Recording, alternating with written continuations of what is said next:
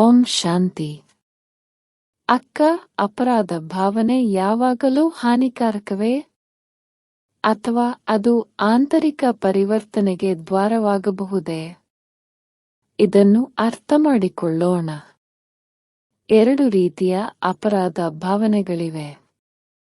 ಆರೋಗ್ಯಕರ ಅಪರಾಧ ಭಾವನೆ, ವಿಷಕಾರಿ ಅಪರಾಧ ಭಾವನೆ.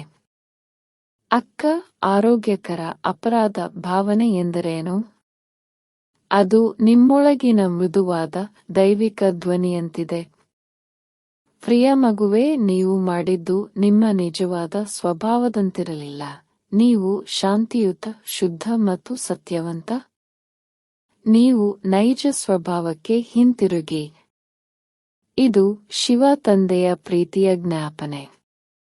ಈ ರೀತಿಯ ಅಪರಾಧ ಭಾವನೆಯು ನಮಗೆ ಸುಧಾರಿಸಲು ಸಹಾಯ ಮಾಡುತ್ತದೆ ಮತ್ತು ನಮಗೆ ಶಾಂತಿ ಮತ್ತು ಸ್ವಾಭಿಮಾನವನ್ನು ಮರಳಿ ಪಡೆಯಲು ಸಹಾಯ ಮಾಡುತ್ತದೆ.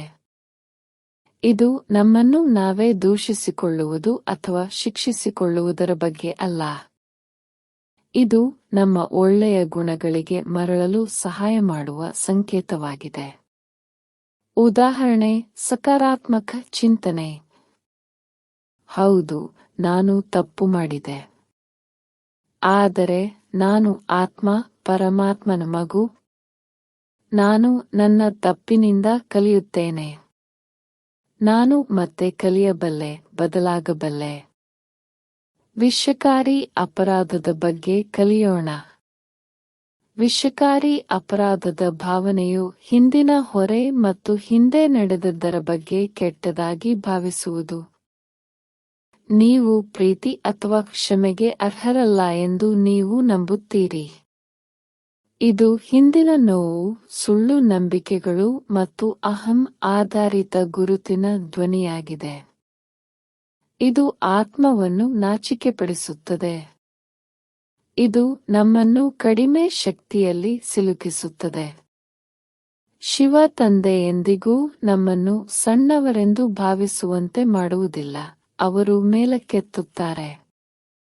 ಅವರು ದೂಷಿಸದೆ ಶುದ್ಧೀಕರಿಸುತ್ತಾರೆ. ವಿಷಕಾರಿ ಅಪರಾಧದ ಭಾವನೆಯು ಸೂರ್ಯನನ್ನು ಆವರಿಸುವ ಮೋಡದಂತಿದೆ. ಅದು ನಮ್ಮ ಆಂತರಿಕ ಒಳ್ಳೆಯತನವನ್ನು ಮರೆಮಾಡುತ್ತದೆ, ಆದರೆ ಒಳ್ಳೆಯತನ ಇನ್ನೂ ಉಳಿದಿದೆ. ವಿಷಕಾರಿ ಅಪರಾಧದ ಭಾವನೆಯ ಬಗ್ಗೆ ಒಂದು ಉದಾಹರಣೆಯನ್ನು ನೋಡೋಣ. ನಾನು ಅನರ್ಹ.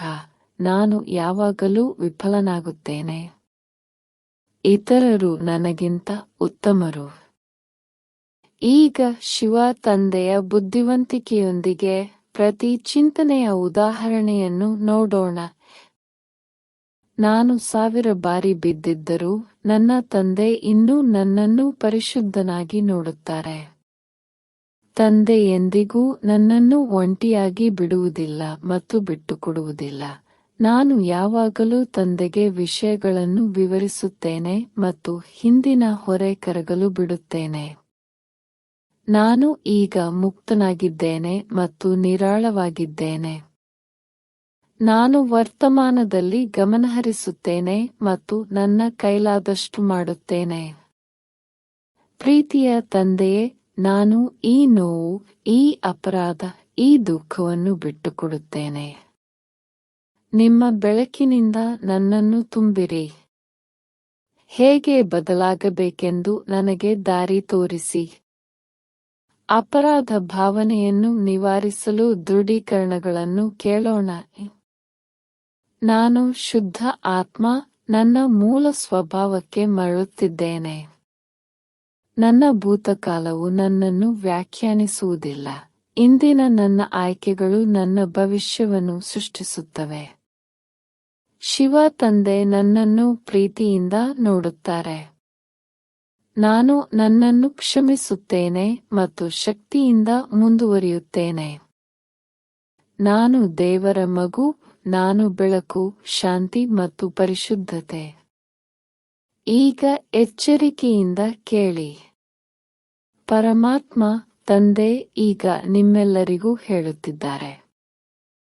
ಪ್ರಿಯ ಆತ್ಮ, ತಪ್ಪಿತಸ್ಥ ಭಾವನೆಯನ್ನು ಹೊತ್ತುಕೊಳ್ಳಬೇಡಿ. ನೀವು ಸ್ವತಂತ್ರರಾಗಲು ಇಲ್ಲಿದ್ದೀರಿ. ನಿಮ್ಮ ಬೆಳಕಿಗೆ ಹಿಂತಿರುಗಿ.